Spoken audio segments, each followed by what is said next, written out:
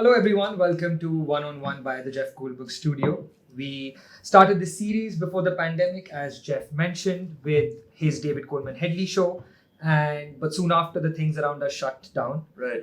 Quite dramatic, right? But we are very happy to start it again, and we are very happy to have our Adam Harshvardhan back in the studio with us for this. So thank you so much for making the time, Harsh, and being with us today. For those of you who don't know, Harsh started his career with Mirzya as the lead, directed by Mr. Rakesh Om Prakash Mehra. He then played Bhavesh Joshi in Bhavesh Joshi Superhero, which was directed by Vikramaditya Motwani.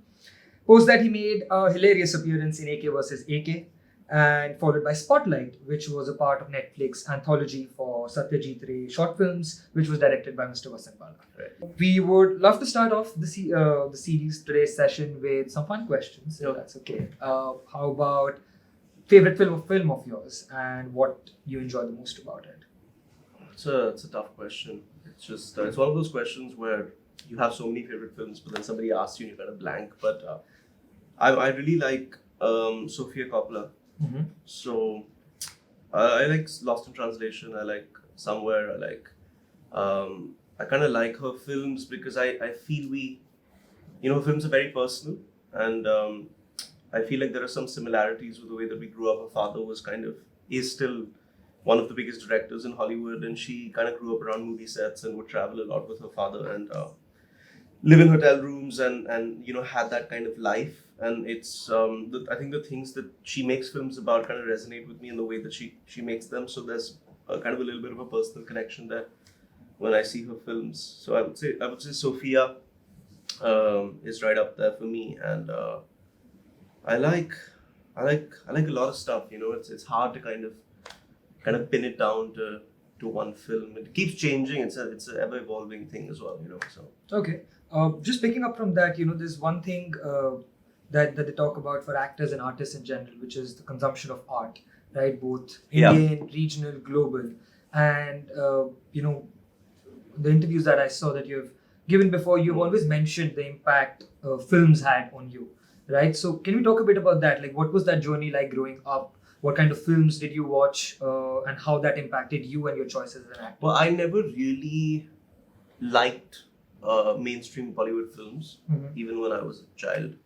I don't know why. I enjoyed them when I was very young, but I think when I was like 11, 12, 13, my father, who used to collect laser discs, before the DVD, and we had 8:30 to 3:30 school, and then my routine would kind of be to come back and watch a film every day at that age, So when your mind is very impressionable and you start kind of consuming stuff, it shapes your tastes and sensibilities, and then it's very difficult to kind of change that, in the way you see things. So when I was very young, actually, it was the Hollywood classics, really, and because I wasn't really my parents weren't really too strict about what I watched, so I just watched whatever I wanted to, So like Silence of the Lambs, The Godfather, and all of that stuff, like Hannibal and stuff, I started watching before I was like 15, And so then, obviously, you kind of grow up and, you see it again and it makes a lot more sense to you, but you're still kind of consuming it at that time. And then when I was about 16, 17, I, kind of discovered the internet, and if I like somebody's work, I would kind of like Google them or IMDb them, and then it would lead to the rest of their filmography. And then if I liked a particular actor in a particular film, then I would kind of go and scope out his filmography. And then I started kind of collecting films on my own. And I'm 31 now, and I still collect films the way that I did when I was a teenager. So I have over 1,000 films now, and I keep going back to them and stuff. So, then Alfonso Cuarón, I started watching a lot of Gael Garcia Bernal's films at that, in before I turned 18 and stuff. So Amores Perros, Situ Mama También and stuff. So like once that started happening, when I was like finishing high school, then I wanted to study film, and so that it just kind of and then by that point I had completely disconnected from like Bollywood films in my mind, So I would still watch like I was very excited when like Rang De Basanti came out or Udaan came out and stuff like that, but not the typical kind of Hindi film format films, And then I went to study. So yeah. Okay, that's wonderful. And How do you then, a lot of us here also are pushed to watch global cinema and learn from it. But as you rightly said, getting access to those kind of films here is maybe with the advent of OTT platforms. Now it's easy. Now it's easier comparatively, but still not at the same level, I would say, as the West. So how did you then start making those choices about the kind of films you do and finding those right kind of films that you really felt passionately about, because you weren't exposed to a cinema like that before while you were doing So I went to study film for 4 years between the age of 18 to 22 at Chapman University in Southern California. I actually became a better student in high school. So I wasn't very academically inclined in like junior high. But then when I did my A levels, I became a little better. And I loved English and I loved creative writing. So that's kind of where I would excel. And I always kind of like to write kind of stories. And obviously being a film kid, always having kind of cinematic influence, my writing kind of always was cinematic in a little way. Obviously, I didn't really know what I was doing, but that was what I wanted to do. So then you always meet people and they're like, oh, I have a great story for a film. So I didn't want to be one of those people. I wanted to actually know how to kind of be able to take an idea, do a treatment, do a scene outline, what is a 3-act structure. I wanted to actually learn the process of how to kind of construct a film. So I went and studied writing for 4 years. Oh, wow. Within that program, I did 1 year of acting. So it's kind of a writing major. So you have like 120 credits to fulfill. And it's 3 credits per class. And it's like well-rounded, right? So you have math and science and stuff as well. But you're basically a film student. So that's predominantly your credits. And within the screenwriting program, you can also do like acting. You can do screen acting 101. You can do acting for writing majors. So that was kind of my first tryst with actually professionally, acting. And I was in my early 20s, so about 2021, and that's kind of where I discovered that, and I felt like this is, I kind of enjoy this, and maybe this is something I can do. So before that, you hadn't really indulged in acting per se much before. So that's obviously everybody would kind of say, you should act at some point and stuff like that. But I didn't really. I was too young. Like I didn't really know. Like I'm always somebody that wants to kind of feel somewhat prepared. You know what I mean? Even at that age, I wouldn't really say, oh, I'm going to be an actor, because I knew nothing about acting. So the writing thing is what really excited me. But then the acting thing just kind of happened. And then by the time I came back when I was 22, then I was a lot more serious about it after I'd had that 1 year experience and kind of felt what I could potentially do, or, and stuff like that. But my worry was always, the kind of stuff that I want to do, like, is anybody going to really be interested in watching it or like do it? Right. So. Okay. So that was. When you came back, right, and you were just starting out and you had found this new sort of interest in acting, how, as young actors, as most of us here in the audience as well, the first step is to start that networking process, meeting people who want to do work that you like, right? Maybe creating something from scratch. And I've read that, you're someone who has quite openly mentioned that you're not someone who's sort of chasing stardom, and people have said you're going for films that are very indie in nature, right? But you have said those are things that you really want to do. So what's that process like for a young actor you feel? So what I would do is I would, like, even before I went to college, I would reach out to filmmakers. I've known Vikram Aditya Motwani since before I went to college also. Okay. Like, I think Udaan came out in 2006, 7, 8, something, 8, I think 8, right? So I went to college in 8. So I reached out to Vikram then, because I knew Udaan had made it to Cannes, and it was the first Indian film that had been, was competing at Cannes in uncertain regard after 7 years. And I saw the stills that, Ishika had shot on IMDb, and I was like, wow, this looks really cool. Let me reach out to Vikram. So I reached out to Vikram. We started talking. Then I went to Film City. He showed me, I saw the film.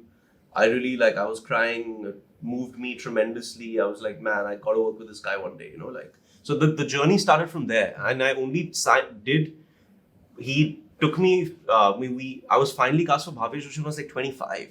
So I was interacting with him for like 7 years. Okay. And nobody knows, you know what I mean? So nobody knows. So I auditioned for Bhavesh Joshi in 2012. At 22, he didn't like my tape. He said, you're too raw. Then I went in, then Mirzya happened. Then he they cast another actor. When I reached out to him, even while I was shooting Mirzya, then he said no the second time. Then he said, can I see rushes from the film before the film was edited? Then he went and he saw rushes, and then it kind of happened. So I was working on him for like a long time, really, and so that's what you have to do. You have to, obviously I have access because of where I come from, but a lot of people have access, and then you kind of look around and see the work that they do, So, I mean, I'm not saying that that's good or bad, or that's what they want to do. So they kind of manifest it. They reach out to people that are like-minded. I reach out to people that are like-minded, so that's kind of how that happened with Vikram. I think for Rakesh sir, it was more like, I met him on the sets of Delhi 6. Okay. And he was just like, you've got a very interesting face for the camera. And I'm writing a, romantic film. So the guy is a bit crazy, so you're right for it. And then I just didn't feel ready for it, And then when I kind of went and trained as an actor, and then I had the Bhavesh Joshi auditions. I had auditioned for Life of Pi before, which went really well actually, but they thought I looked like a very city, so they wanted kind of somebody more South Indian looking. But I auditioned for A.V. Kaufman and stuff, so that kind of stuff gave me a lot of confidence, Okay. And I did also audition for like the Night Off that Riz Ahmed did. Yeah, okay. So all of those things happened before Mirzya, So I kind of shared a lot of that stuff with Rakesh, and then that kind of process kind of started. And he was somebody that kind of followed his instincts with that kind of casting. He wanted somebody new, and because actors that do a lot of work come with kind of baggage and preconceived notions. He wanted the love story to be with kind of newcomers. Okay. So I think that brings me to the next question, which is around the auditions aspect. Right? Yeah. So I mean, a lot of us, auditions is sort of our daily bread and butter. Auditions and rejections and auditions. So what is that process like for you, the preparation for an audition? And do you now also know that you have a few feature films under your belt? Are you comfortable with it? And what does I that do look auditions like all the time actually. I work with Jeff for my auditions. Okay. So I've done audition for Life of Pi, I've auditioned for the Night Off, audition for Bhavesh Joshi, audition for the White Tiger, not for Rajkumar Rao's role, which I was very close to getting, kind of changed at the end. Okay. Recently, actually, I auditioned to play Captain Nemo for Disney in like a massive Disney Plus show, which again was very, very close. They auditioned like 200-300 guys from all over the world of South Asian descent, and I made the top 5, number 1 from India. Wow. But so like a lot of times you kind of come close to really big parts, and then it kind of doesn't happen. Sometimes it happens, but the process of kind of going through. So like now what's happening is it's more, I'm still auditioning, but it's kind of like very streamlined auditioning, So it's like a casting director will reach out to me, having seen my work. Like, for example, Tess has seen Bhavesh Joshi and Mami, then she's watched AK versus AK. She's also cast Ray, Spotlight, So she's seen me and really liked what I've done in 3 films, and then the White Tiger audition. So those 4 things lead to the Nemo audition. Right. You know what I mean? Otherwise, it doesn't happen. So it's really that, and so I like to prepare a lot for my auditions. I always kind of try and use Jeff. Kind of come in. The more time you have, the better. I'm sure, unfortunately, a lot of the time you don't really have the time. But like for Nemo, we had 3 weeks. So I would come in almost every day. We would do scene work, do whatever, kind of understanding the character, the circumstances of the character, the conflict in the scene, all the stuff that you guys are going to learn now. And then as you get more and more comfortable with the material, you can kind of bring more of yourself to it. Okay. So you kind of reach a point where you're more comfortable with the material, and then a lot of yourself kind of shines through. And then you just kind of go and kind of do it, and try and not get overwhelmed by the possibility of you playing this character. Is it going to happen? Is it not going to happen? You just kind of try and detach from that possibility and just suspend yourself in that moment, really. And so I think that's really interesting. Often we, being on the outside of seeing someone who has done so much work, right? And we think, it must be so easy, like the director, you must just call the director must call you and you talk, and it's networks and connections. But coming so close, and going through such a process. I've had a lot of close calls, man. I've had really, and those close calls are like life altering. So like if one of those films happens, it changes really the trajectory of your entire. So like to recalibrate your mind after that is a challenge, you know. Like it takes time to like be like, man, my life was about to change and now I'm. So it's like whatever level you're at, like I mean, it doesn't matter really, you know. I mean, I'm sure even in the West you have people auditioning for parts like Anne Hathaway, Jennifer Lawrence. They're all kind of still competing for parts, you know. So it never really ends.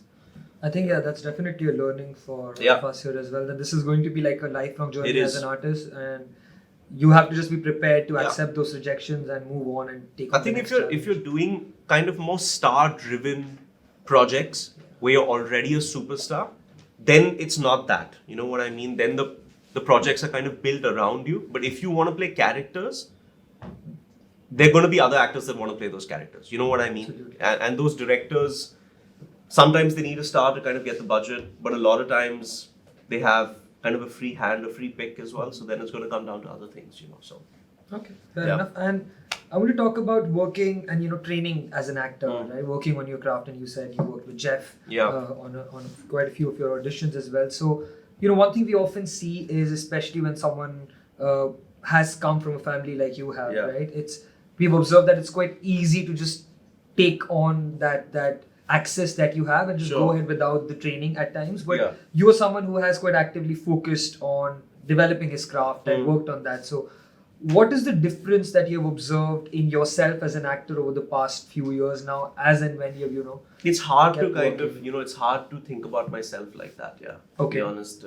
I can't really, I mean, the thing is, I've also worked with really good directors. So that's a huge part of it, right? Eventually, it's very important to remember that it's completely a director's medium, which is why I always chase the best directors, and which is why I'm okay to not do a film for 6 months, 1 year, 1.5 years. Like, I'll rather like wait and not do anything. I need to know that I'm in really good hands. So I just think it's, see, you have to kind of do your preparation. You have to kind of make sure the director believes in what you're doing, but it really helps to kind of be in the best hands. So when I look back now at Bhavesh, I'm seeing the final cut of the film. I'm not seeing all the bad close-ups that I did that are not in the film. You know what I mean? I'm seeing what Vikram decided to put in the film. And so when I see the film now, I really like it. So there's very little I would change, because it has very little to do with me. It's just he's such a genius. You know what I mean? So has the, how do I say, like an eye for performance and an eye for aesthetic in a way where even if you're kind of a bit raw, he'll get a performance out of you and really kind of make sure that the edit is kind of portraying you in a good light. Okay. So, but then when I did AK versus AK, or I did Ray, I was really well prepared. Like, I really went. Like, that one monologue, we worked for 1 month. Wow. Yeah. The AK versus AK. That 1 3-minute take, which was basically like doing theatre, Because I knew the way that Vikram was shooting it was not going to be wide and close and cut counter close, and it was just going to be like, it's like Birdman, right? It's the same. You have long takes, and I'm like, if I fuck this up, I'm done. He's going to cut me out of the film, Honestly, because my role in that film is not relevant to the plot. It comes in as a distraction, really. So, and that was the first time I was not playing the leading part, So I was like, I really need to make sure that I'm so well prepared for this and engaging the audience in every second that I'm on screen, that this part becomes memorable, So kind of came in here with Jeff. It was a long scene, started reading it. It was terrible. I was horrible. So bad I was fucking first. Like, it was just embarrassing, And then you kind of just build from there, and it just happened over time. It just worked. Like, I don't know how to explain. Like, you guys will see, and in a scene sometimes, it's like what I'm saying. Like, is I say something, you cut to a wide. You can distract. Yeah. But in there, it was just cameras just there, and like, I'm not like that in my real life. I'm kind of a bit of a passive person. I'm very calm and, restrained kind of individual. And that character in AK versus AK was just an obnoxious guy. In fact, I just watched it again yesterday. It was quite just like so attention hungry, and like, I would never behave like that. So like, a lot of people after, like, are you like that? I'm like, I'm not like that, So that was we had a lot of references as well. Matthew McConaughey from Wolf of Wall Street had Brad Pitt from Thelma and Louise, and just these kind of characters that kind of come into this film where and they're just kind of larger than life, and even Sean Penn from that Stoner film, is it Fast Times at Ridgemont High? I think. He plays a pothead because I think there was an element where that character of Harsh in A.K. Vasike was a pothead, but he was kind of like an anxious pothead, like he wasn't like like a surfer. He was more erratic, So those things really helped, and I think what the thing that you guys will probably should take away is that scene was written a certain way. But then after Jeff and I got so comfortable, I started like adding things, Okay. So like the whole Anurag Kashyap makes Deep Grey films. That's not in the script. And the whole Tony Montana cocaine thing is not in the script. Okay. That just happened on set that day. Oh. But the sometimes actors feel that like I'm just gonna go and like improvise. That for me, like improvisation comes from preparation. So like the more prepared you are, the more free you are almost. Like, I don't know how to explain. Like you're so comfortable with what you've done. So you really know, you understand where you are, what you're doing. Then you can kind of segue into other things. And I think you can also be more present. You can, exactly. You're not, because you're not thinking about, damn, like my line or like, I forgot, or like, am I doing this right? That's gone because so what I did also was like, after I was fully prepared, I got Vikram to the studio, Motwani, and I performed it for him in Jeff's room. Oh. Right. And we did 2 variations, and he was like, I like this one and I like this one too. And then that was 2 days before we shot. And then the day before we shot, he took me to the set to perform for him on set, to get kind of used to the environment, the surroundings and stuff. And then at that point I had lost it. Like, so I was doing it for like the 80s and stuff, I would just, anybody I would see, I would call them, and like on the phone, I'm like doing the monologue in the car. Because I was so nervous, like the only thing that made me feel better was actually doing the scene. And then the day that we shot, actually I had not been on set for 2 years, because the last film I did was Bhavesh. Right. And that was in 2016, 17, we shot, 18 it released. And I went back on set, A.K. Vasike 2020 Jan. Right? So I was like, man, I haven't been on set for 2 years. I got to go on set and do a fucking never-ending scene. That too with like 2 such with good my dad and Anurag Kashyap, like just like staring at me. Fuck, this is a disaster, And so I couldn't sleep. Like I went there, I was like fucking so high on adrenaline, but like the scene just wasn't coming, man. Like, and then it comes in the afternoon, and I'm like, I just fucking went for it, dude. Like I just like everything just came out, and then COVID happened. So nobody knew, like nobody saw that fucking film for like a year. I was like, fuck, gotta wait another for people to see my shit. So yeah, it's been an interesting. I really loved that line that you say, while leaving the door, you're like, Vikram fucked me with Bhavesh. I wrote that on the table read. I was like, he's behind the camera. So we had a table read, and I was like, it would be really funny because the whole film is self-deprecating. Yeah. Like Anurag, everybody were all making fun of ourselves. So like, obviously Bhavesh has become a cult film now, but it tanked at the box office when it came out. Like nobody went to see it, at all. Later on, it become like this thing now, like where everybody's obsessed with the film. But at that time, like literally did like 2 crores at the box office, So I was like, fuck, man, we made such a strong film and nobody went. Like, so it's like Vikram fucked me. So, man. Nice. And I'm sure Vikram thinks I fucked him. Vice versa. But, one thing I would love to hear more about from you is, you said that you're someone who would happily like to wait for that right script to come, so you are okay with the waiting period. But then, how do you utilize that waiting period as an actor? That's what I need to improve. I'm not good at that. I should actually now be coming to the studio. That's what I should be doing. I should be working with Jeff now, but I have a bad habit where I only can work if I have something to kind of work for, which is a really bad, which should, you guys should not do that. Where I need material that's about to happen to be motivated. So what I've been doing is I've been doing linguistic lessons. I've been working on an American and British accent with a dialect coach, because I want to be prepared for when auditions come from the West. You know, sometimes they want you to do an American accent, they want you to do a British accent, and I've done a couple of sessions. I've done about 2 or 3 sessions with somebody on Zoom, and then kind of like just drifted away into my own thing. But I will get back to it. So I find it hard to fill those spaces. I just live life like a normal person.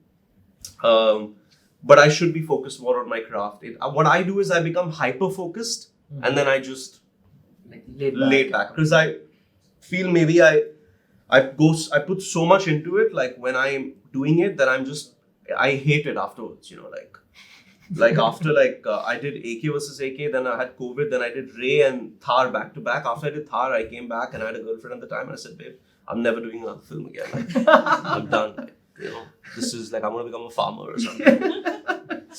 It's because at that point it's like you're putting so much, you know. Yeah. You're like It's exhausting. It's also like you start despising it. You love it also, but like there's so much other nonsense, you know, like it's tough, man. It's not like what people think, you know. It's really it can be very challenging.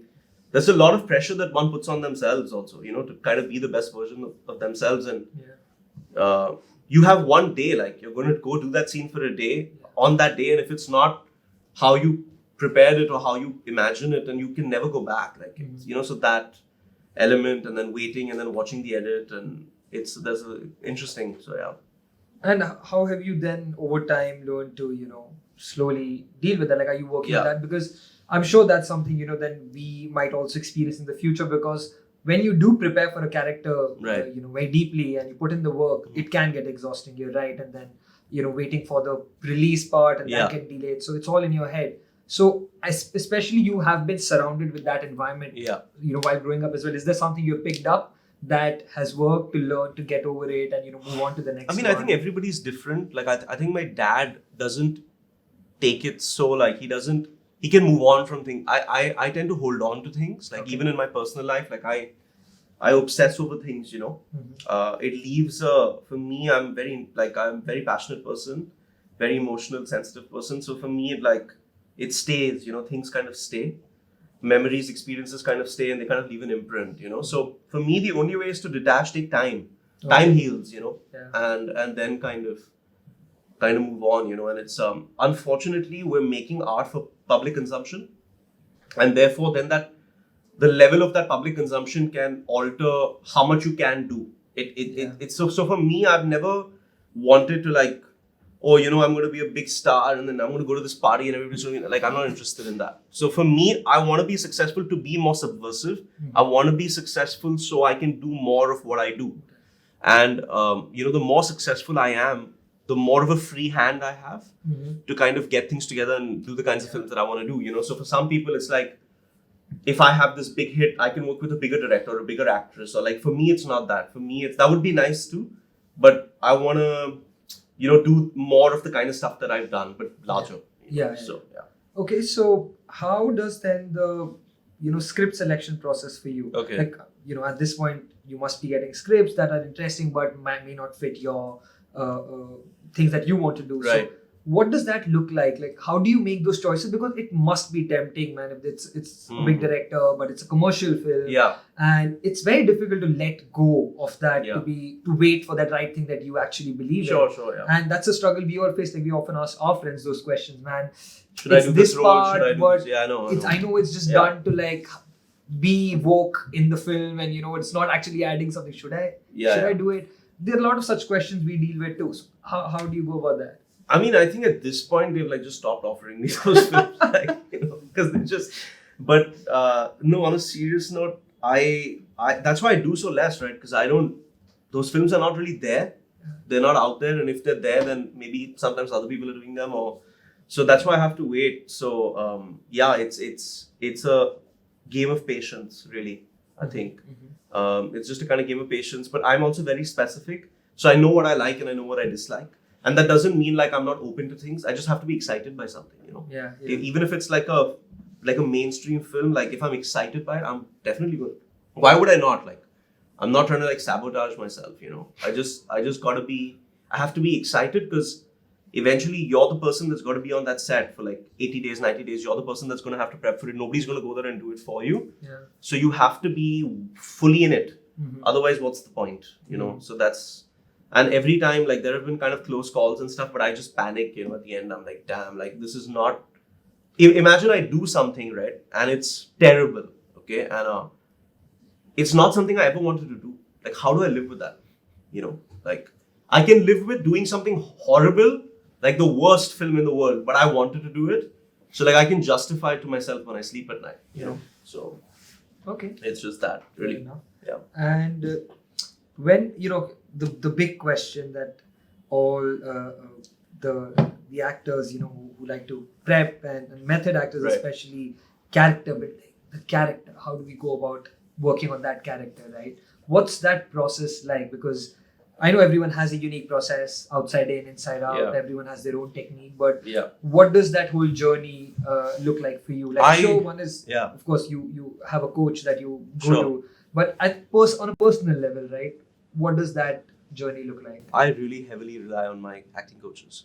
To Okay. tell you, I really heavily rely, and I know there's no shame in, you know, you have an idea, an interpretation from everything that you've seen and consumed and the life that you've lived when you read something, but Yeah.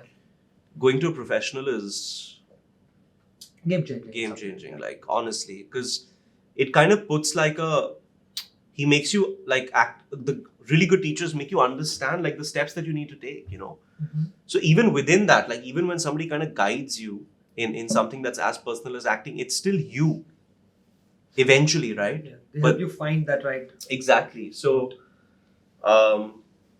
like for Ray, I couldn't see Jeff because it was COVID. Okay. But what I did is I got a call from Vasan in the middle of COVID, first wave, monsoons. And I was very anxious, right? Because like we were all anxious. Yeah. Didn't know no vaccine, when are we going to leave the house? Like, we're doomed, we're fucked, you know? And I'm like, when am I going to be on set? Like, when is the next thing going to come out? And then he called and he was like, dude, I got a film. It's about an actor that has one look and he's really successful, but everybody's just obsessed with his look. So I'm like, I have no idea what you're talking about, but you're Vasan Bala, fucking doing this film. That's a yes. That's a yes. Then he sent me the script and I was like, how am I going to do this? What did I get myself into? It was like 60 pages of just me in a hotel. I'm like, I'm doomed, I'm fucked, you know? So at that point, I called Suraj Vyas, who works at the Anupam Kher School of Acting. Okay. And I'm like, dude, I got to be on Zoom with you morning and evening. I'm going to go to the gym in the afternoon and we're going to just do every scene 100 times until you think that I'm watchable. Okay. So I did that for about a month before I even spoke to Vasan, right? And then I was so at home with the material because I just became obsessed with it. I was like doing it in my room, like on the phone, you know, for like a month. The whole film. Yeah. And then I called Vasan and I started performing it for him on Zoom and he loved it. And then I became like really secure. So again, just repetition, practice, same process as AK versus AK really, where you do something to death to a point where then it's in you, you know. Mm-hmm. So then who you are as Harsh can really merge with who Vikram is, Yeah. you know. And we had like no money. We had like less than 3 crores to make that film. Oh. We shot it completely in 10 days, the whole film in one location. So it would just be, and we shot it at the hotel where we were staying as the crew. So it would be, that is the best experience that I've had. Out of AK, Bhavesh, Mirzya, Thar, Ray was the best. Because it was just like a 15, 20, like a smaller crew. There was a lot of people there in terms of extras and stuff, but it would just be a single camera setup a lot of the time, and it would just be me and Vasan and the DP Ishit who was operating camera a lot of the time. So after like the first day or the second day, Vasan came to me and he said, dude, this is your like playground now. Like I'm sold. Like what you're doing, just go for it. And then after that, I just did whatever I wanted. Like because I knew I'd done the scene so much, I had kind of lived it so much in lockdown that I was just myself. And I styled myself for it. I put all my clothes together for it. I didn't have a costume. Yeah, it was all from my own wardrobe. And So it would just literally be, I would wake up, dress up as I wanted to, and just go and shoot, So, and was that a conscious call that you told Vasan about? Or? Vasan actually wanted my wardrobe. He wanted my clothes and shoes and stuff for it because he just felt. I mean, Arora was kind of a character that he's basically somebody that's like really insecure. So he's very conscious about how he is perceived by society and what people think of him, and it's about him basically losing complete confidence in himself and trying to kind of get his inner confidence back. And somebody like that is very particular about the way that they kind of look to the outside world, which is where the kind of the garments came in, So yeah, that's some great co-actors. Radhika Madan, unbelievable, brilliant actress. Chandan Roy Sanyal, legendary actor. All phenomenal actors, So your bar is there as well, like, and so and they make you so much better as well. Like first time we did the Radhika. So Radhika came like 5 or 6 days into it. And I was like fully into it, and I saw her like sitting by the monitor and like laughing. And then we had our scene the next day and we really bonded. And then when she started doing her scene, I was just like so blown away. Like I forgot like my lines, And then she's like kind of like gesturing to me. It's like your line. But man, they're all Vasa and Radhika, all geniuses, Really special film. Yeah. But that would be the next question. Like, what's that process like of working with such good actors? Like how do you find that tuning? Sometimes, as you said, like it just you bonded, I guess, naturally just happen instantly. But have there been times where it took some effort and you realized each other's process was actually quite different? I see, even during Bhavesh, I really got along with Priyanshu and Ashish, who played my friends. Priyanshu and I actually stayed together in a rented apartment in Shastri Nagar for the whole shoot. Because Vikram was like, you guys need to bond. Yeah. You're like brothers, so you need to know the inside jokes. So he said, will you stay? Will you move out of your house and stay with Priyanshu? I said, sure. So I stayed with him. That really helped. Then once his character passes away in the first half, then I moved into an apartment by myself. So I didn't go home. Oh, okay. Because I didn't want to be surrounded by all that opulence and stuff, But I've really gotten along with Ashish, Priyanshu, amazing. Then obviously AK versus AK, everybody's like family. Yeah. And then Ray, Chandan, Radhika, best actors. Vasan, greatest director. And then Thar was again Fatima. Yeah. Brilliant. Just you'll see what she's done in this film. It's just unbelievable. And we have Satish Kaushik in Thar. We have my father in Thar. Yeah. We have Mukti Mohan, who's also a brilliant actress. We have Jitendra Joshi, who played Kartikar in Sacred Games. Okay. Brilliant actor. So I think is when you kind of want to do a certain kind of cinema, you're going to be surrounded also by people that are like-minded, and that helps. So I've been lucky. I've not had like an experience so far where I didn't really connect with someone. With your co-actor. So not yet. Yeah. I think next thing would be great for us, actors who are just starting out, is your first 3 films that you did. 4 of them have been with like directors that have a certain pedigree. Yeah, that's the best. Pedigree. They're the best out there, like you said. And being a newbie in that business starting out, I'm sure the nerves must be quite high. And crazy. We all face that, like when you get to know, this person is directing something we've been selected for. Dude, what the fuck am I going to do on set? Will I be bad? Will I be all right? It's How was the process for you? How did you get used to that? Well, with Mehra, he's got a great temperament. So he's very loving. He's a very loving person, which is what I needed for my first film. Because at that point, you're taking camera for the first time. You're very raw. You're inexperienced. So you need somebody really that believes in your ability, your potential, and is not going to intimidate you. So Mehra is the best person in that sense. He's very loving and very open and very calm and very kind, and so he put me at ease. He's a lovely man and an incredible director. Vikram is a hard man to please. So you have to really be at 100%. 75, 80 is not good enough. He's very honest. He's very brutal. He's very direct. So during Bhavesh, I really had a lot of learning, because he would just tell me it's not working. Bring it, do something else or something. So that was a big learning for me. So that when you're kind of put into a place where you're uncomfortable, or your back, you're kind of pushed against the wall. Sometimes you kind of retaliate and you try and fight back, and that takes you a notch higher, right? Because you're in waters where you can't really swim, so you learn how to swim, So I think that was kind of Bhavesh for me. Parts of it, not all of it, and then with AK and Ray and Thar, the preparation was just immense. So Vasan and Vikram were just ecstatic with what I was doing, So that's what I like to do, is I like to rehearse for the directors before, Right. That's a good thing. If you can get your time from your director to kind of do it for him before, and then if he buys it, then you're going on set, you're going to sleep that night being like, okay, I've done this for Vikram, I've done this for Vasan in an empty room. Mm-hmm. And when I do it in costume with cinematography and production design and it's going to be so much better. Mm-hmm. So if they're already liking this, we're on the right track. So that's, I don't know if that helps, but. So basically you're saying the majority of the work and this satisfaction with your performance and your prep has to come before, so that on set you can be free of those. I think so. Thoughts. I think so. I think that's another thing. And also, like, at one point you have to kind of forget who's directing the film. Like, you know what I mean? You just have to you have to suspend yourself in that moment and forget about who's behind camera and what are they going to say. Mm-hmm. But I think the best directors have a way of making you feel comfortable. Yeah.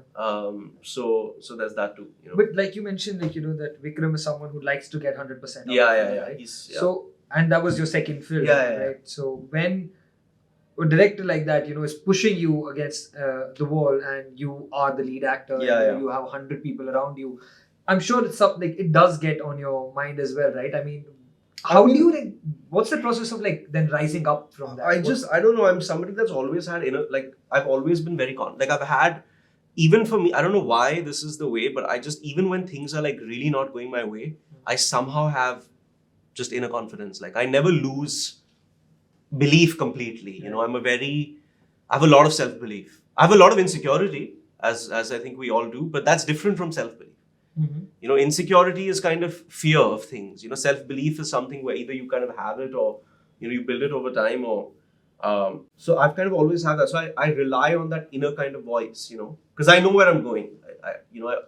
I've manifested all of this. So nothing's going to stop me for sure.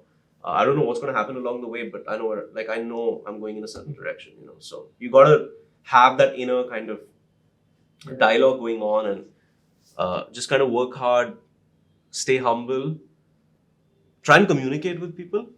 If you're kind of feeling like, man, he didn't like my performance that night.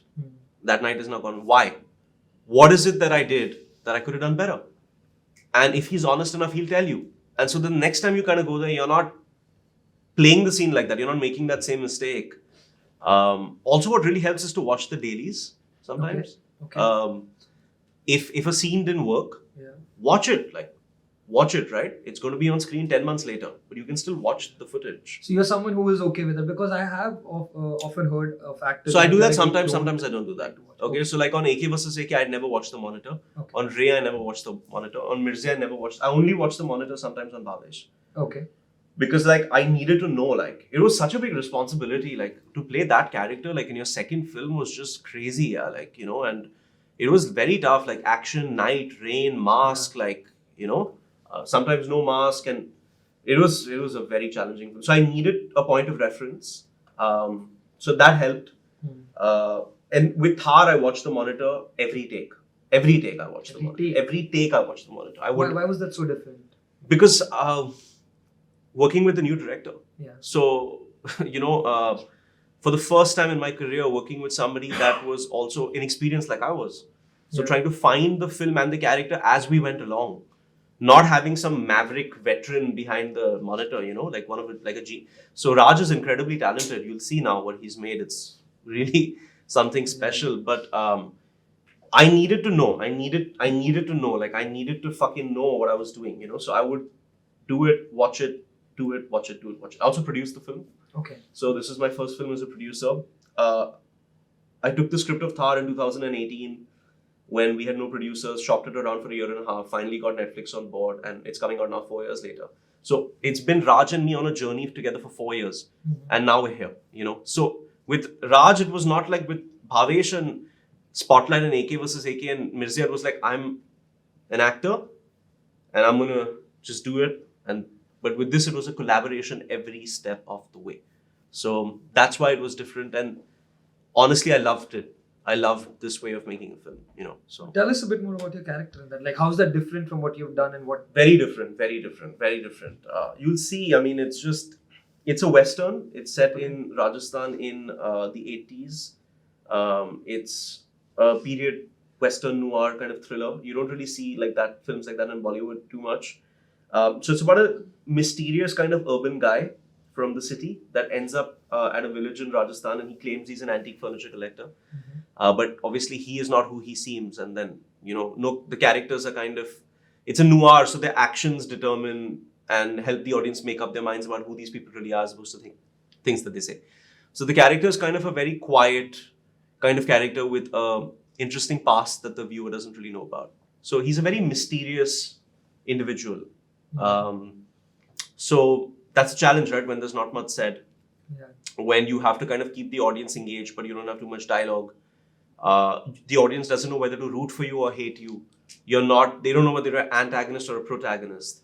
So those were the challenges, really, to kind of stay in character, not overplay a scene, not say this is a scene and I'm going to act it till here so everybody looks at me. That's not the kind of, it was more try and be present, try and kind of keep that mystery and intrigue alive, but also kind of not bore the audience or not make sure, the performance shouldn't be flat, because when you're trying to be very internal and it's not coming through, it can just be boring or bland.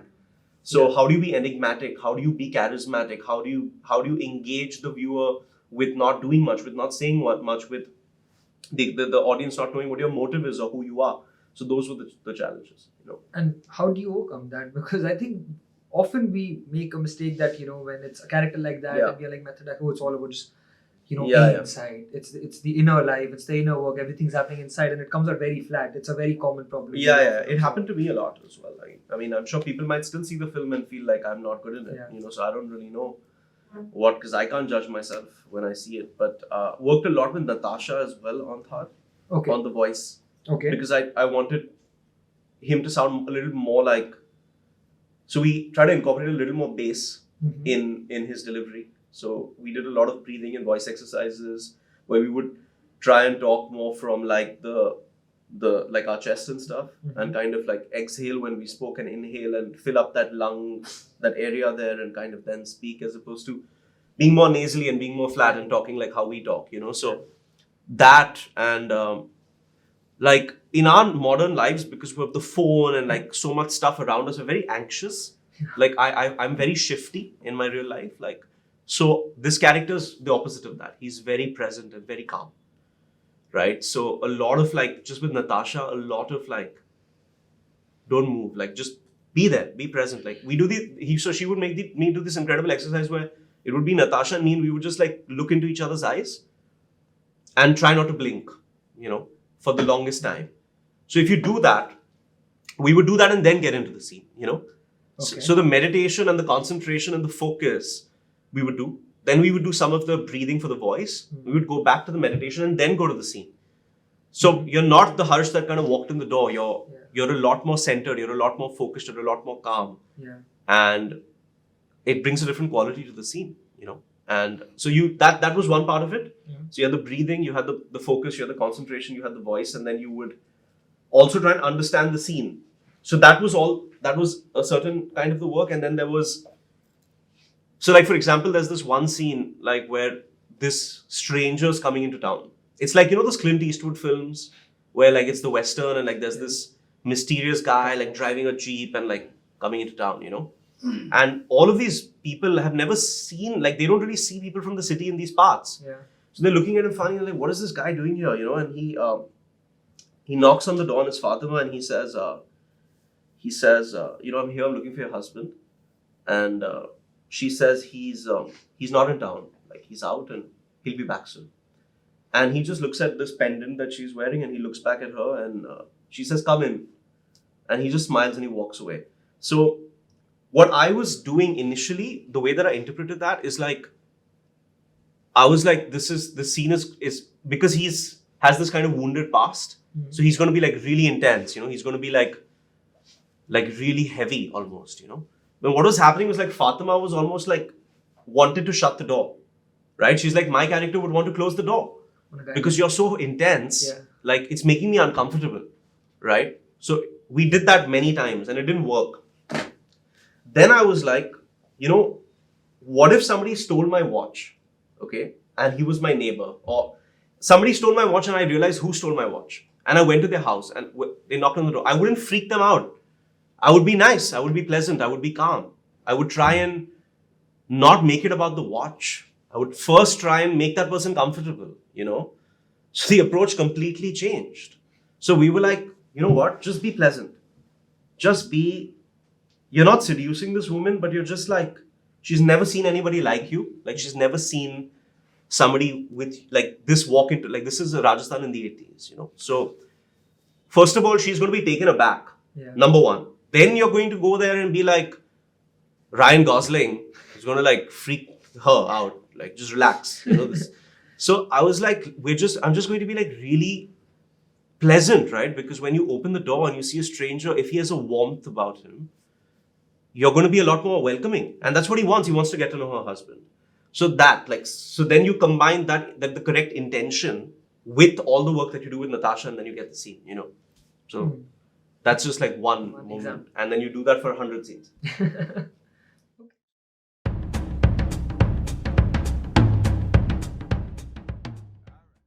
I think those are most of the questions that I have. Let's maybe open it up. The audience. Yeah, see sure. What they have for us. If you don't want to ask me anything, it's okay. Just raise your hands, guys, and okay. Yeah, go ahead. So Harsh, you mentioned that you started off writing and then you became an actor. So do you see yourself now writing maybe something for yourself and then giving the reins to a director so that you have that perspective? Yeah, that's my lifelong dream is to write and direct my own film. But I feel like I'm not ready. I'm not there yet, and I'm accumulating a lot of experience being the leading actor in films because the experience with the director and writer is very intimate.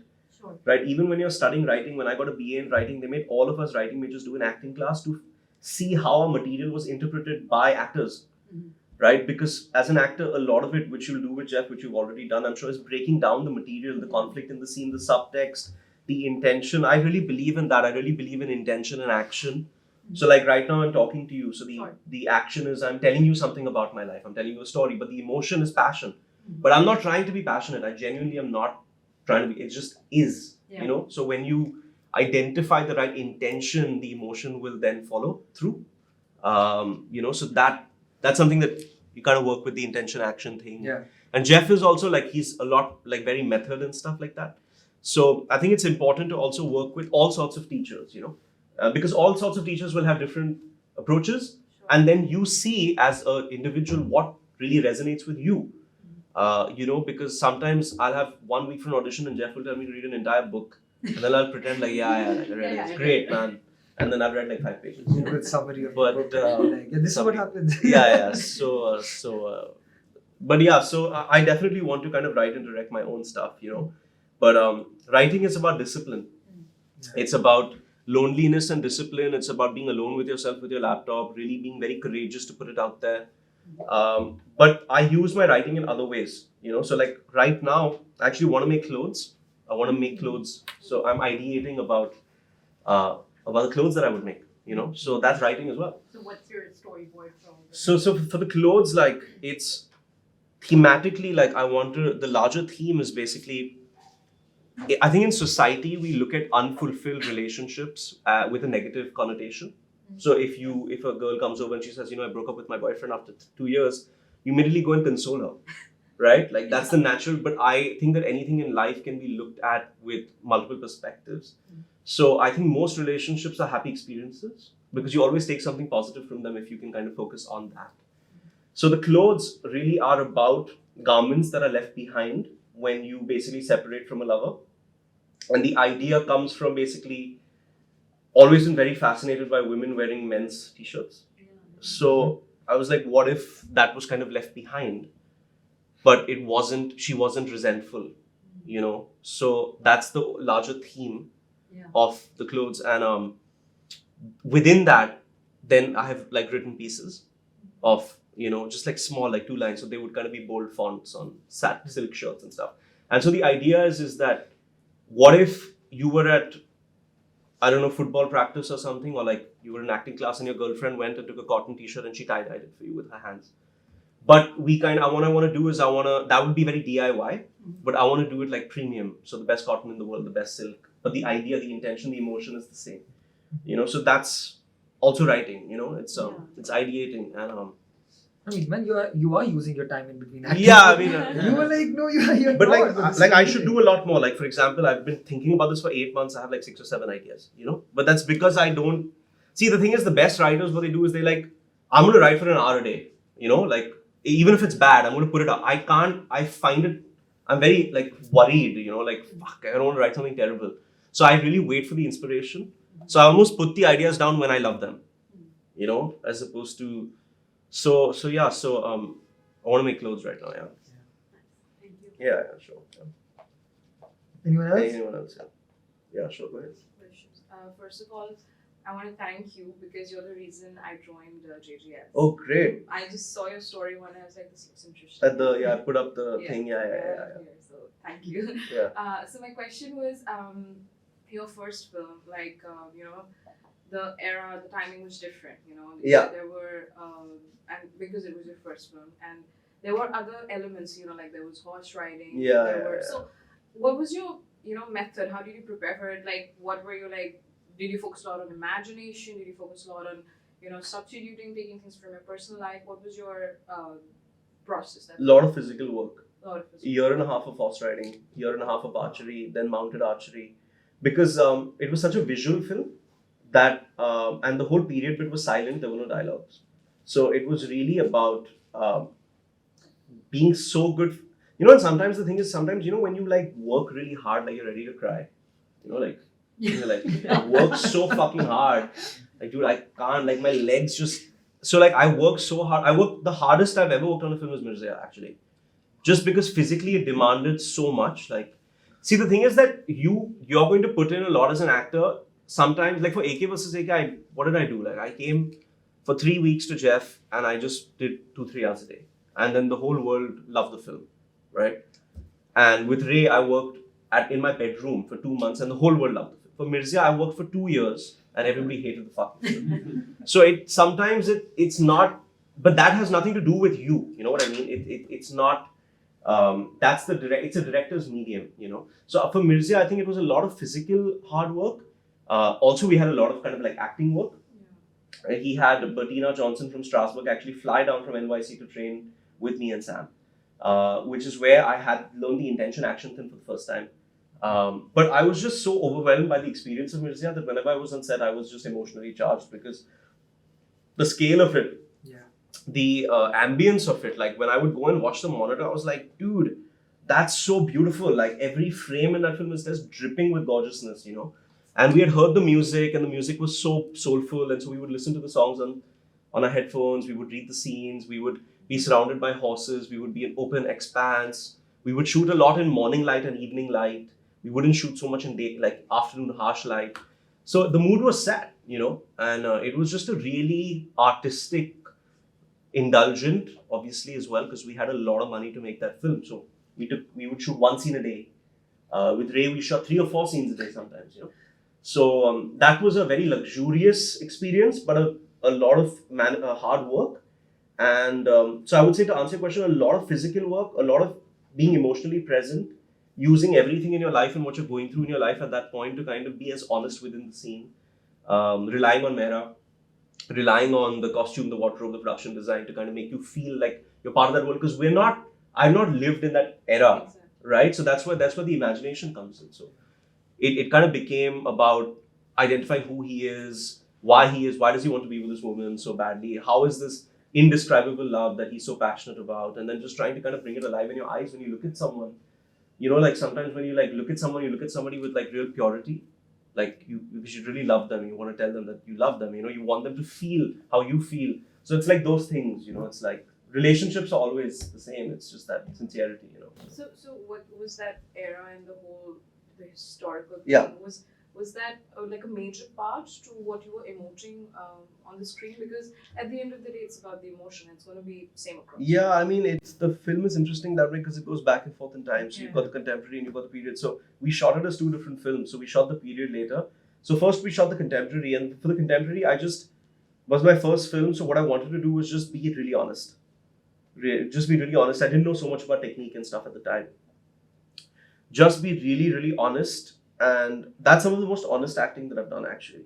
Because like as you grow, you know more, you get kind of more like watered down and diluted almost. And then it becomes about trying to find that honesty.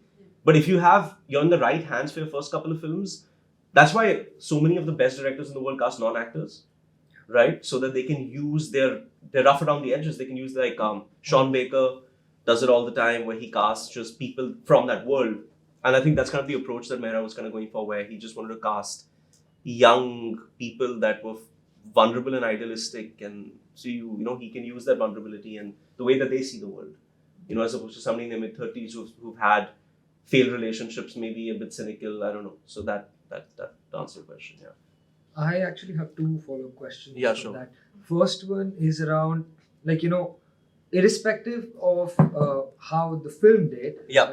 Right. Overall, your performances have garnered positive reviews. More so since I think Bhavesh, AK and Ray have gone really well. Like I couldn't dream of barring the box office, but in terms of the acclaim, it's been phenomenal. Exactly. Yeah, so how do you then deal with like overall film not say sometimes getting there, but your performances getting, because I think that's because you were like, man, I did my best, like and still that takes some adjusting like mentally.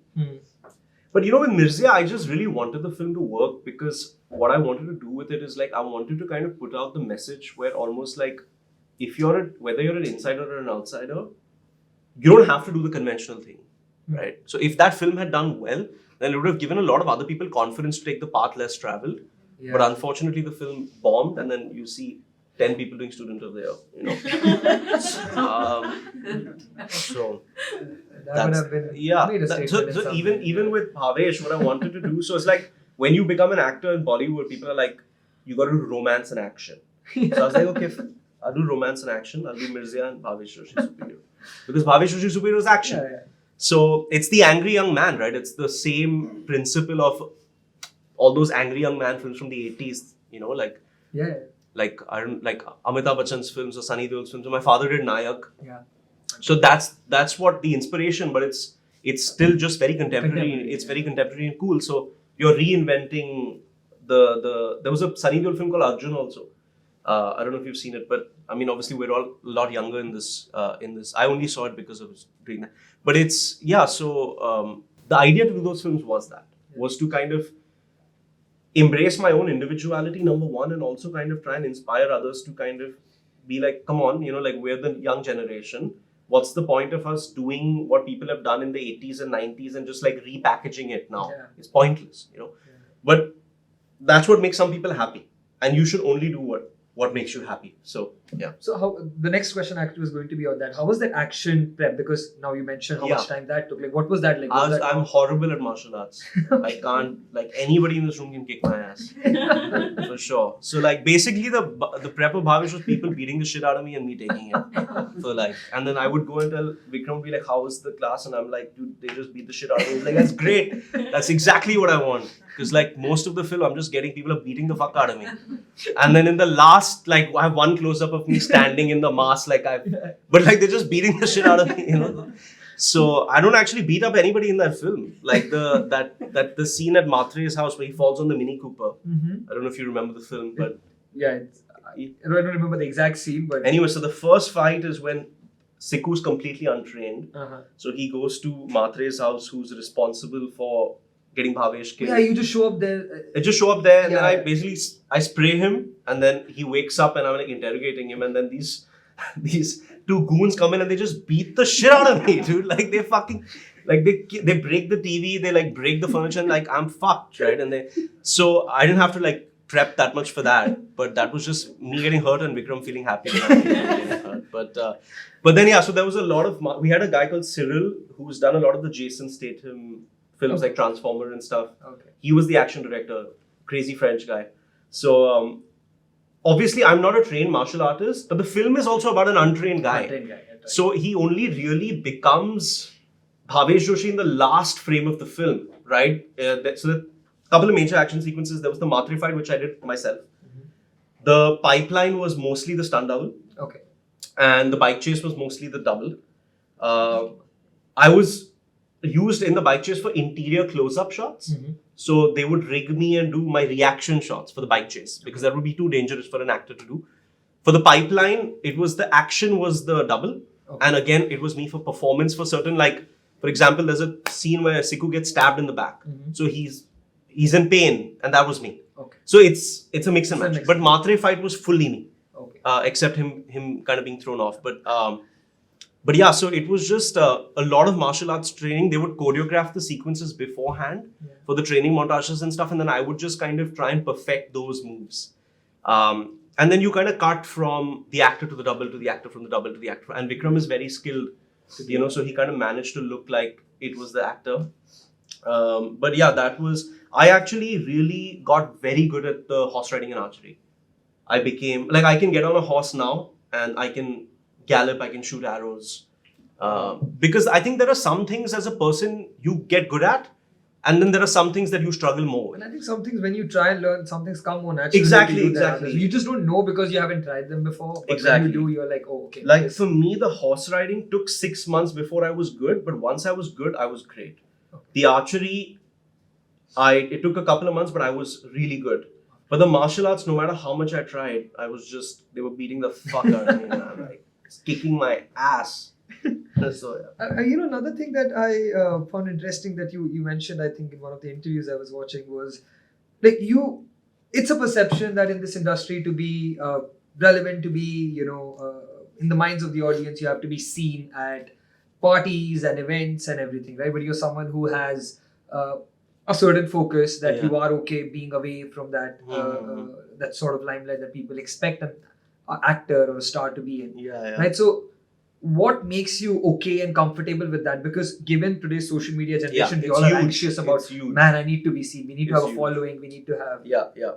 So for me, I'm very active on social media, on my social media, because I feel it's the only place where my creative content is not watered down by other people, where I can just be myself. So when you go on my Instagram, it's me, it's who I am. Okay. There's no person that handles it and all that nonsense, because that's a place where you write your own captions. I take all my own pictures. I creatively direct everything. I style myself all the time. Okay. Like, I don't understand and like, I'm going to get a style. What you wear and is a representation of who you are. It says something about you. So why would you ask somebody else to do it? Like, unless like you're going for, you want to, you're going to where it has a certain, like, it's very formal, or like it's a certain event when they have certain dress code, maybe. But like So I kind of pride myself on kind of doing things on my own. And I've never been comfortable with paparazzi culture, honestly. I just feel it's a gross invasion of privacy. And so I can't do the whole gym and airport thing and all, man. It's just fucking torturous. It's just like, dude, why would you want somebody taking your photo when you're like sweating and gross?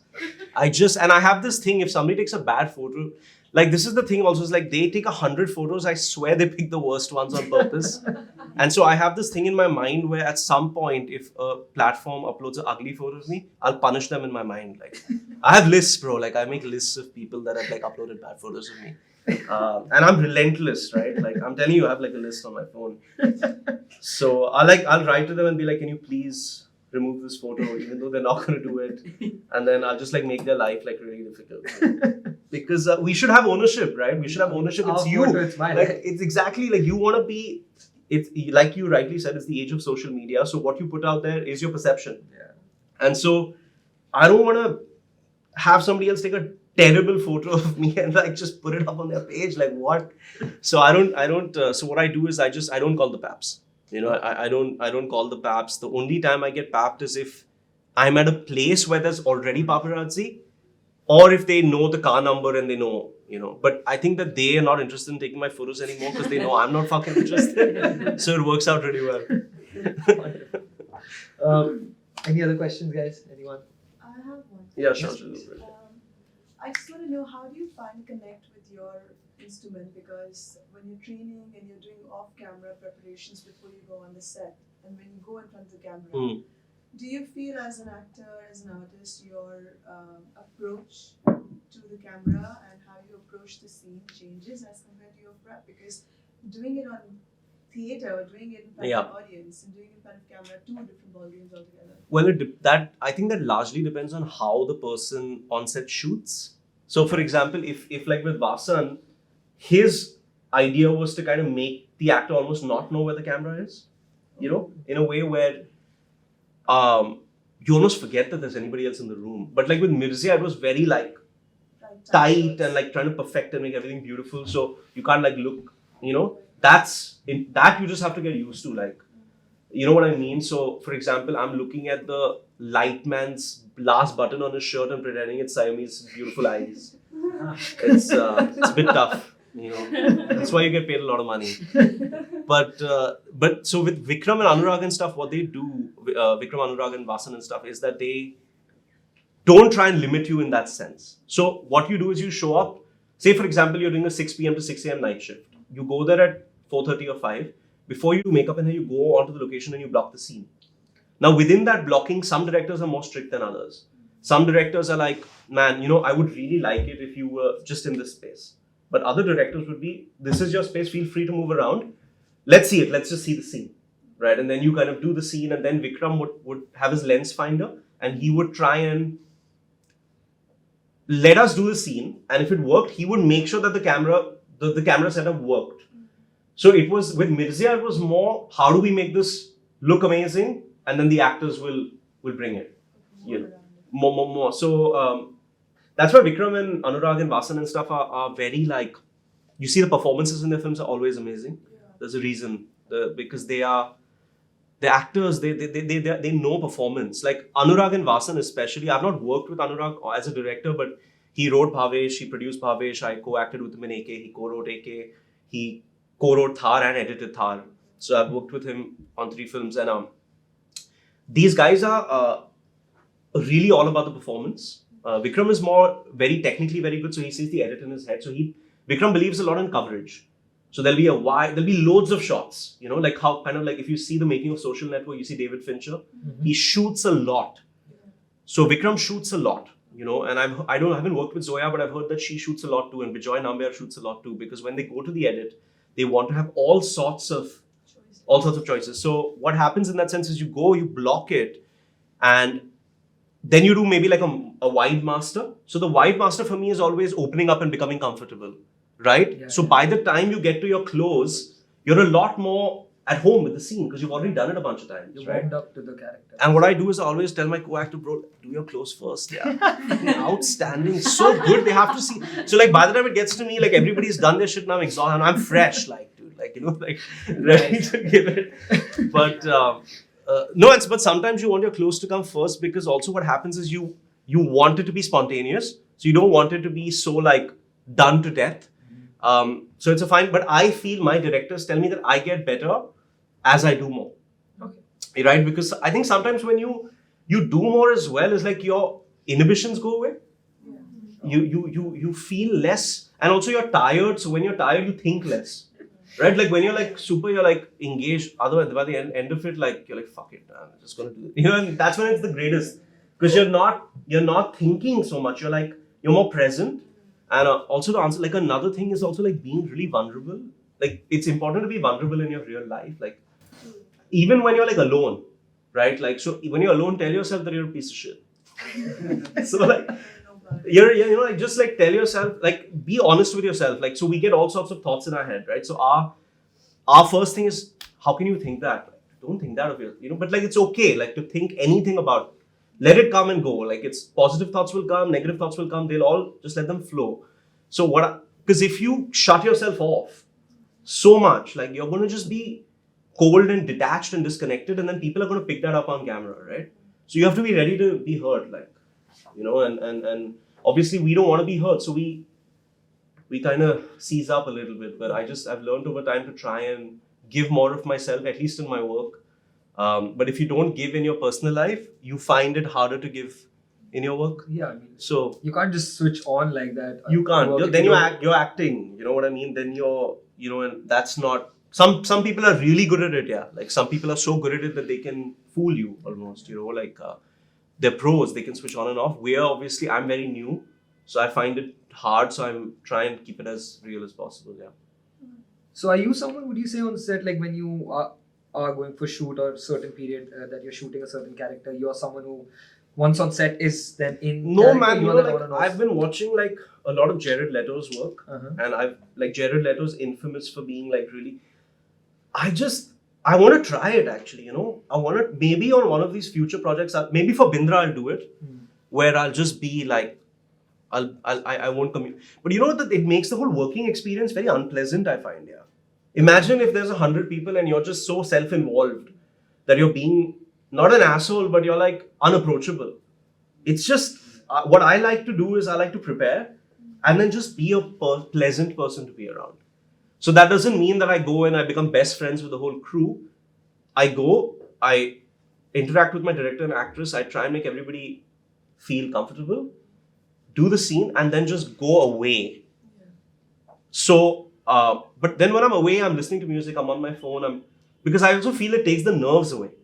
If I was just, maybe Jared Leto and stuff, that process works for him, where he's always like speaking like the Joker, or if he's you know, maybe doing an accent, he's only interacting in that accent, or he's just that person all the time. But man, that's a real commitment, you know, and I would only do that if I could. I wouldn't want to fake it, just that's pretentious, you know. So I don't think that I have the talent or like the mental strength to be in character for so long.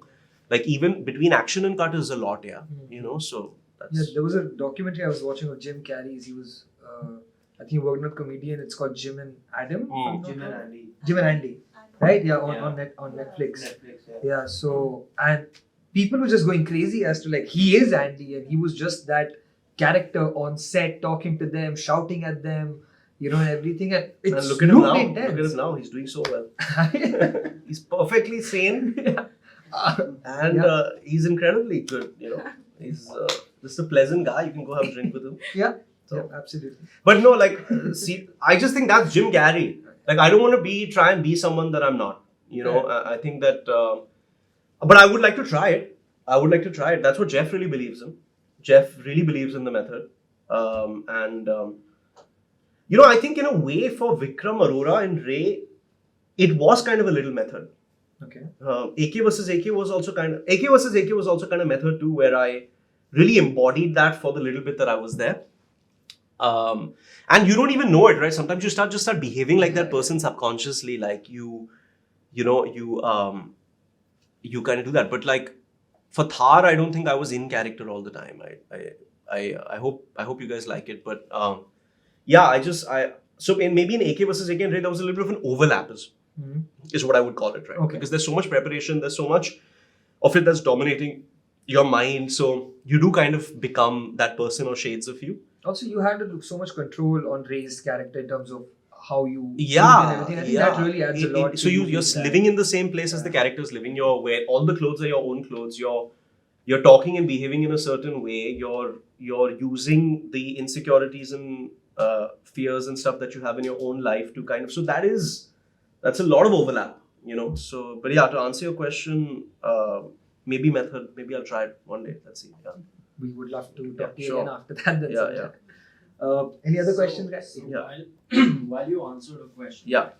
Have you had any interesting experiences on stage, like maybe when you were at film school, or even while you've been like practicing? So when I practice with professional theatre for that matter. Yeah, no, I haven't done a play, if that's what you're asking, but whenever I practice with Jeff, it's this, really? So, and he's there, right? He's kind of where you are. So, that's theatre, in a way, is like all of the AK versus AK. AK versus AK, actually, the preparation was theatre only, na, bro? Because it's one take. Got it. So, it's one take, and if you fail, everybody has to restart. That's the only advantage that you have, is that you have a retake. But there are no cuts. There's no wide, close. So it was very much prepared like how Jeff would prepare me for a play. The only difference is that you saw it on screen and not on stage. And even for Nemo, the part that I didn't get eventually, what Jeff did is he had a co-actor. So somebody else from the studio that would come and he would be here and I would be here and we would do it like a play. So I haven't really been, I'm such a cinema kid, like I'm such a film geek, like and a cinephile, that I'm not so, and I know it's really bad, but I've not been excited by the idea of theatre yet for myself. I really love the camera. I really love the nuances and the intimacy that the camera picks up, the small things that you do. I think theatres, obviously, some of the best film actors all come from theatre, and I totally get that and respect that, but it's just not something that's called out to me yet. But like you see Jake Gyllenhaal before theatre and after theatre, he's a lot better after theatre. You see a lot of the British actors that do incredible American accents are all from theatre, and that's their background. That's great for them. But then you also have, I don't know, Ranbir Kapoor is absolutely brilliant. Never done a stage play in his life. So you have, I mean, both exist. Both right? exist, yeah, exactly. So, but maybe I would kind of do a play at some time. It just has to excite me, you know. So I think that. Cool. Yeah. Anyone else? Yeah. All right, wonderful. Good. Okay, great. Thank you so much Yeah, for cheers. taking out the time, man, and being Cheers. here for Yeah. with us. Anytime. Yeah, thanks for having us. For more one-on-one sessions, subscribe to the Jeff Goldberg YouTube and Instagram channel. Woohoo!